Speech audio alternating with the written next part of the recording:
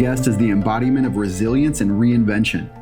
Judith Negron once stood in a courtroom facing a 35-year sentence, despite a spotless record, a successful career, and a life built on service. But her story didn't end there.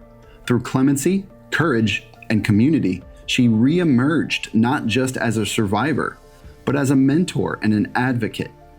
Judith proves that re-entry isn't about going back. It's about reclaiming your voice, your purpose, and your power. Imagine spending years building a successful career, a family, a life, and then watching it all disappear in a courtroom. Today's guest, Judith Negron, is proof that re-entry doesn't just mean returning, it means reinventing. Judith, I'm honored to have you here. You've lived a story that defies stereotypes, and for those that don't know who you are yet, tell us a little bit about yourself and who you are today. Who I am today, I think who I am today is a culmination of everything that's happened in my life, right? Because we can't change the past, and it carries with us.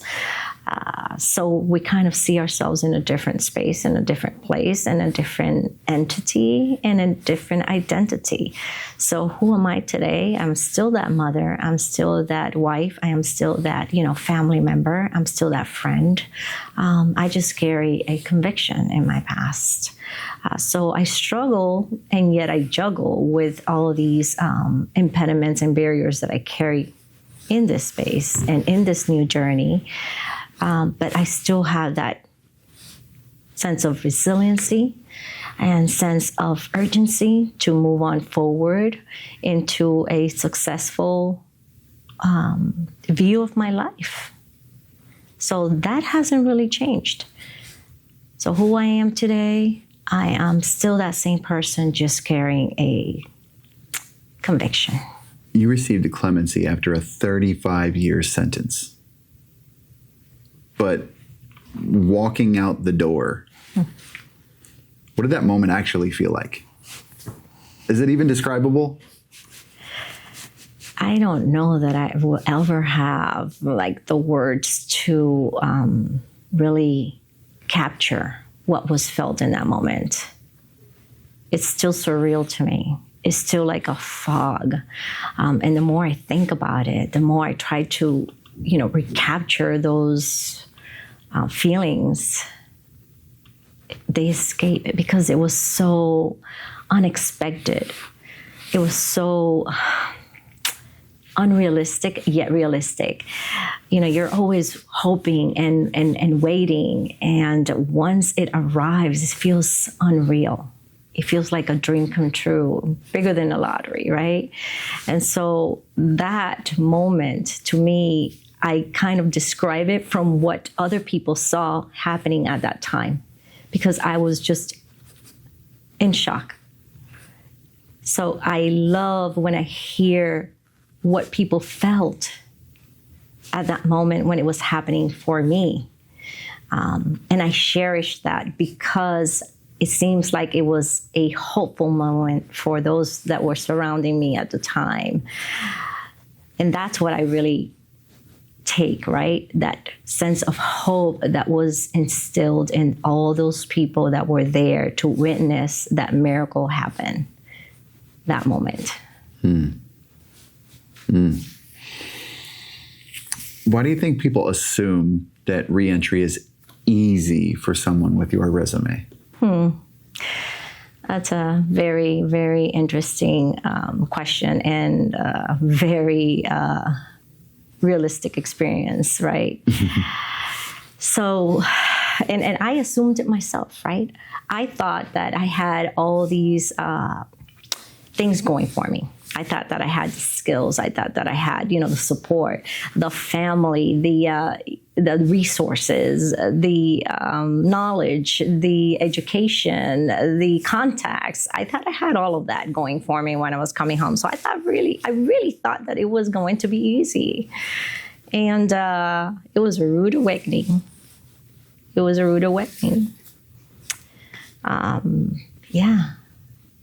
There is so many impediments that come with this reentry journey. there are so many blocks that come with this unfortunate background. And so the most important thing that I can say is resiliency, is ensuring that you continue to move on and persevere in your steps. They're not going to be easy. And so this is why it's so important to connect, to build community, to have that support, that mentorship, that coaching, whatever is needed, whatever is necessary. It takes a village to raise a child. When you have that background in your life, you really need that village. You really need that support. You really need that community to come together and continue to encourage you to move forward. They say there is 44,000 barriers to reentry. I dare say that the biggest impediment could be your own self. If you're not equipped, if you're not strong, if you don't have those resiliency within yourself. So what I've found is that we can become our biggest enemy. We can become our biggest barrier when it comes to this reentry journey. It's extremely, extremely important to continue pushing on and to not give up on yourself, because if you're not strong enough, that inner self could be paralyzing. What did society not prepare you for when you came home? And that was a big shock. Like I said, I thought I had all the resources. I thought I had all the tools. I thought I had all the opportunities. I thought that it was going to be easy. But what I didn't realize is that life goes on. And when you're inside, you're like in a pause moment. And your life is not going on. But everywhere and everything outside is moving on, and it's moving on without you. So when you come home, you're in that past. You're stuck in that ancient time where it's no longer relevant to what's going on in today's society. And that was what I wasn't prepared for. And I'm not just talking about my children growing or, people moving on. I'm talking about the whole essence of life. That's when it really hit me how much of an absence and how much of time I had missed. That I was not prepared for. How did that affect you? I was wise enough, I think, and I say this wise enough by the mercy of God, to realize that and to respect that everything and everyone had moved on, and respect where they were at, and not try to accommodate them or society towards me, but more so me trying to accommodate or catch up, if you will, in some sense, to how society had evolved. Because I feel that I was one absent. I'm the one that has to now reincorporate myself into my family nucleus, my friends, society, the way things function.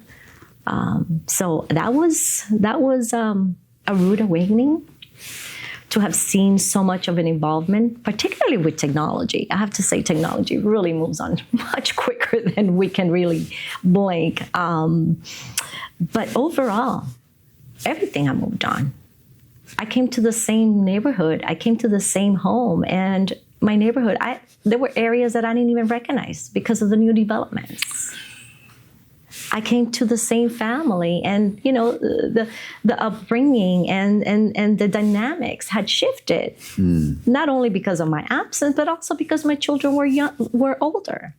So all of those things that had happened in my absence, I had to really prepare myself to slowly incorporate myself into their lives and not necessarily impose what I thought was in the past.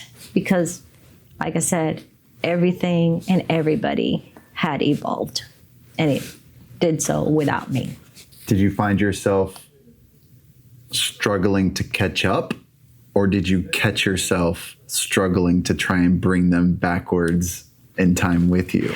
So that's a great question. That's exactly what I did not want to do. I did not want to bring them back because I felt it wasn't fair to them. I had to accommodate myself, right, to them. I had to try to catch up. And that's what I intended to do, because people don't, I can't say people don't realize, people do realize the families struggle just as much, right? That whoever's doing time, their loved ones are doing the same time in a different aspect, in a different way.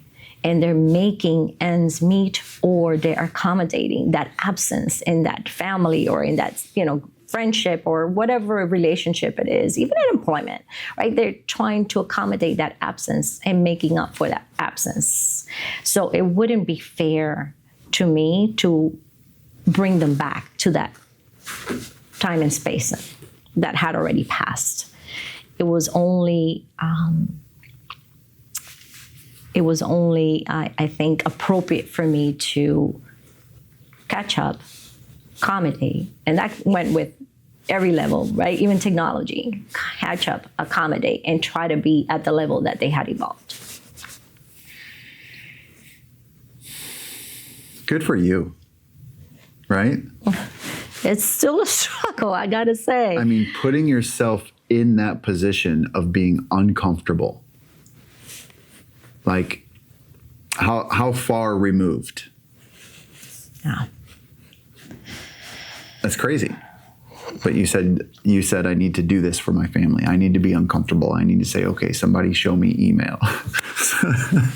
Somebody show me the new smartphone apps, instead of, oh, let's just do it how I know. It's a big deal. I couldn't. That was in the past. I stood there in front of my kitchen and I stared at that stove, and I couldn't figure out why there was a play button where I used to see knobs to turn it on. I was taken back when I was not handed car keys to start a vehicle. And it was a start button on the ignition where I would normally put in keys. So I couldn't go back. They couldn't go back. Everything and everybody had evolved. So that's the accommodation I had to do. That's where I had to realize that it's me that I have to work on and catch up and reinvent what I had experienced in my past in so many different ways, and try to see how I can reinvent myself in today's future. So you wear a lot of hats. You carry a lot of titles. It wasn't too long ago that the big bold ones were convict and felon, all those eerie things. But now we're talking about mentor, advocate, so many more things on the polar opposite side. And you're doing so much good, and it's affecting so many people on this big rock we call Earth. I hope that you've accepted that, right? Accepted those flowers, so to speak. But what keeps you going? So I'll tell you what's really real. It's that imposter syndrome that we feel when we're trying to do this work, coming from a place of heart, place of passion, and yet have failed in our past. So we question everything. We question our steps. We question our choices. We question everything. And so that's why resiliency is so important. because we do come from that space, or at least I find myself coming from that space. So despite my knowledge, despite my, professional career, despite all of that, which I did in some sense, right? I did mentorship, I did coaching, I did counseling, I did all of that in the past. And now I question every step. Every step of the way, I question myself. But it's that resiliency, and it's that persistency that I want to make sure that I don't lose, because the biggest barrier could be me. And I don't want to become paralyzed from fear because of my mistake in my past. So pushing forward, trying to help others has always been in my heart. I just do it in a different way now. And one of those, bringing it home here, one of those is contributing to the book that's coming out. Tell me about that process. Are you a first-time author, or have you been around the block once or twice? No, in this aspect, I'm a first-time author. I was really pushed in a sense, but I feel that storytelling is extremely important, and again, is learning about how we face all these challenges, and they're real. But it's pushing forward and continuing on. And if I can inspire anybody to not give up on themselves and to push on in this reentry journey, then that's well in my heart. You have a line in your chapter in the book, you wrote, "This isn't your typical story." Mm-hmm. What do you mean by that? I say that because it's very common that you have this stigma surrounding individuals that are incarcerated or individuals that end up in prison. And they're usually considered people with trouble in their past, trauma, and lack of resources, and lack of all these societal norms, if you will, that they end up, incarcerated. And fortunately, I didn't have those experiences. I didn't experience trauma in my past. I didn't experience challenges. At least I didn't see them that way. I mean, I am an immigrant, and I came to this country at a young age and had to work hard to achieve the goals that my family had for me, and that is freedom, right? And I didn't see that as a trauma. I saw that as an opportunity. And so I've always seen myself in a position of opportunity, in a position of having resources or finding them and being blessed by them. So that's why I don't say that I am a typical story, because I don't feel that I experience all of that comes with a typical person having those challenges in their lives and making those choices, ending up incarcerated. I was in an unfortunate situation where I ended up incarcerated. And so I say this because it can happen to anybody. It can happen to anybody. And I found myself being in that position, and I found myself being in that situation. And luckily, I was blessed to have resources and support to be able to overcome that experience. That's not typical, because what you find inside is people with very limited resources, very limited opportunities, people who have experienced multiple traumas, people who have experienced difficulty in their lives, throughout their lives. That's what compelled me to go into this journey of supporting and the reentry work, because even though I was in the place where I was at, I had it better than most.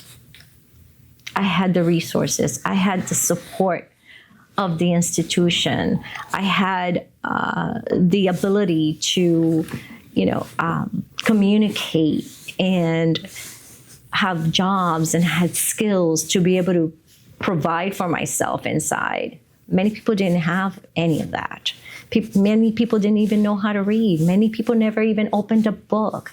Maybe they never even considered themselves to be that type of material or opportunity in their lives. They never saw that. They never saw the opportunities. They never saw the resources. They never experienced any of that. So that's why I found myself that was not your typical story, because I was uniquely placed in a situation where most people were lacking so much, from family to everything else. That kind of led me to really help, right? Help those and hopefully open their eyes that there is other opportunities, that there is other choices, that there is resources. And so that's why I've continued to do the work that I started inside, now on the outside. I was just about to say, you seem like a woman on a mission. What's the mission? It's always been in my heart to help others. That was my past career, and it continues to be now in some way, in some sense, just a different form. That's why I say it's been a reinvention of my life, that I am fortunate enough to continue to have that heart of giving and supporting and connecting people with resources so that they can do better in their life. And that's been my mission. It's always been my mission, to help others better themselves, better their life, access to opportunities, access to resources, access to education, access to job skills, access to whatever it is that you need, to have access to really put you in the right path for a better self, a better future. That's what my parents wanted for me. That's what they came from, a communist country, to give me an opportunity in this country. And that's the way I see it. I take relief in the fact that my parents gave me that opportunity of living in a country with freedom. And so those resources and those opportunities, I want to make sure that other people have access to, whatever that freedom may look like for you. We've had this running theme throughout the podcast series thus far. So I kind of I feel like this would be the moment to paint that picture on this episode.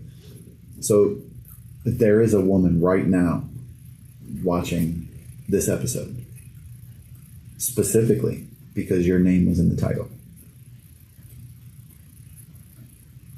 and she's either about to come home or she just got there, okay? She's a lot of things. She's scared, she's smart, she's lost. If you could, top of mind, deliver 3 key pieces of advice or 3 steps that she could take. There's going to be days that you feel like you are not going to make it. And this is no matter what type of resources you have access to, no matter what type of opportunities are given to you. It's an internal thing. And so what I say is, don't give up on yourself, no matter what that looks like. Imposter syndrome is real. Survivor's guilt is real. Don't give up on yourself. You'll have a better tomorrow. You'll have a better future. You're having it with the option of walking in freedom. So when that day comes and you're really looking at your life and saying, this is hard, just think back to that cell where you were in and your life belongings in that little metal box and that hard metal bed that you had to sleep on with that plastic cover, and then say, anything that you're doing today, anything that you're confronting today, it is much better than what you had in your past. Look back just for that moment to realize how good you have it in freedom today.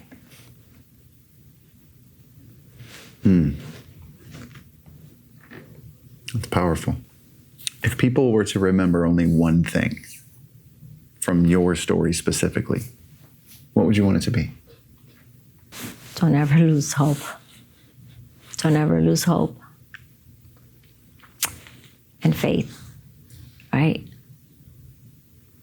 I had many people around me that lost that. They lost hope and lost faith. And I remember telling them, even if you're a lifer,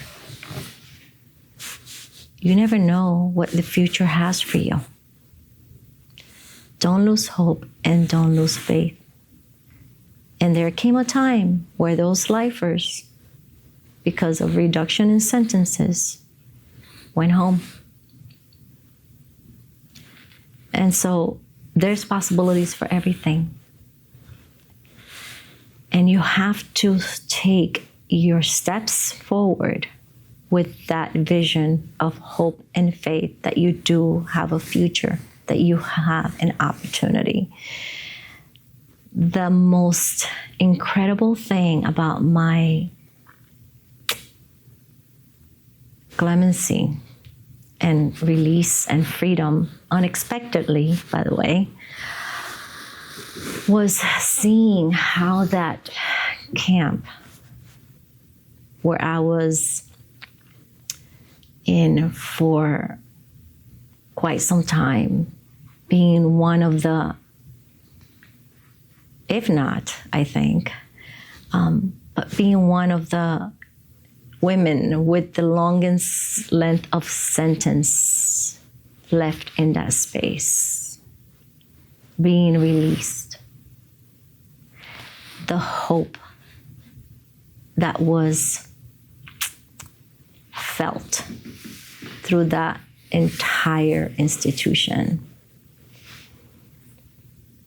Then seeing somebody walk in freedom that had the longest sentence, the least amount of hope in their eyes,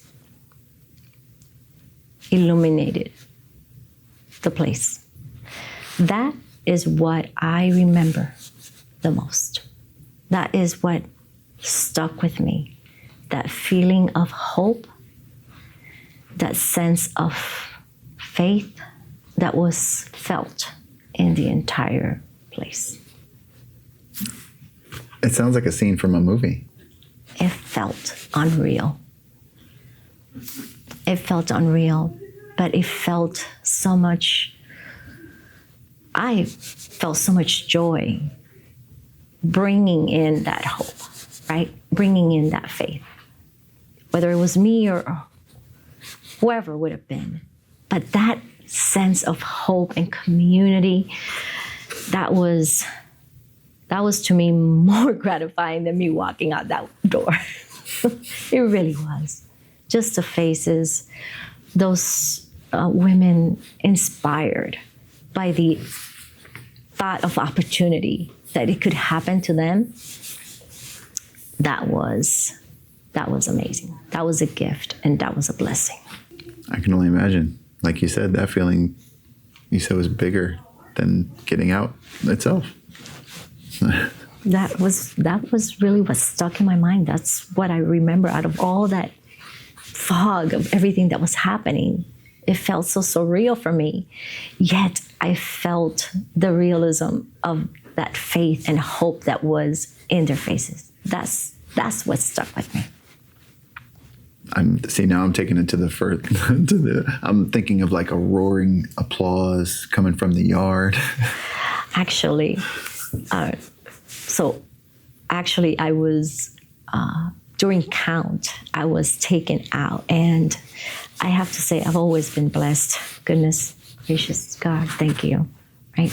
I've always been blessed. And so it was during count, and they allowed the ladies to come out and see and stand by the railings of the steps. So the entire camp was outside watching me leave the facility, going through R&D.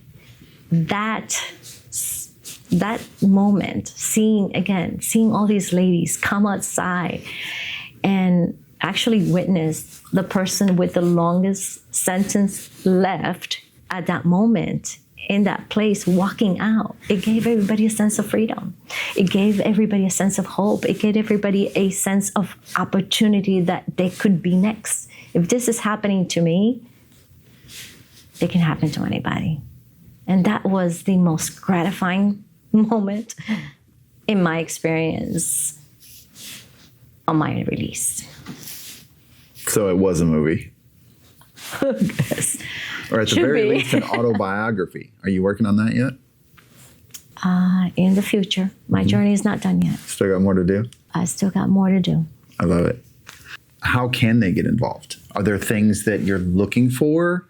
Strategical partners, support? So I'm currently working with the Ladies of Hope Ministries, and it's a wonderful organization that works with women who have been impacted in many different modalities with, help with workforce development, housing, and other needs. And that is a wonderful organization to be part of, the Ladies of Hope Ministries. In addition to that, I also work with Unlock Higher Education, and this is a coalition for pushing on resources of education for individuals who are currently and have been incarcerated in their past. So again, it's an intersection of, education and workforce, but it's all about providing resources to women, providing resources to anybody that has been impacted, friends and families as well. It's all about collaboration. It's all about access to resources, support, network, and coaching. Well, guys, if you haven't figured it out by now, every single person that sat in the hot seat on this podcast has spoken about networking and resources and connections and knowledge. It's about getting off of that island and getting in the boat. And it sounds like you're steering the boat and you're traveling through the deep, dark waters of the open sea to find those islands and those people who feel like they're stranded on those islands, and you're throwing the life vest out for them. And that's pretty cool. I am not alone in this journey. I'll tell you, there's so many wonderful people out there doing this kind of work. And that's part of the inspiration that I've received. That's part of the storytelling and why I feel it's so important, because there are so many great stories out there. This is why I say I am unique, but I am not unique, because there's so many stories that need to be told. I was just brave enough to say mine. There are so many out there that are doing such wonderful work. Wonderful work. Yes, you're absolutely unique, but you're not alone. Nope, I am not alone. And I am blessed to have a great support system, a great network, have met wonderful individuals that have supported me, even without me knowing while I was inside. I've made it a point to connect with all of them and thank them for that support that they provided me. And that's what I want to be for others. That's awesome. Judith, you're awesome. Thank you for being here. The link is in the description below. Go get your pre-order of the book right now, and then click over and watch one of the other episodes of the podcast. Thank you so much for tuning in. Make sure you get connected with Judith. She's doing some great things in this world. We'll see you next time.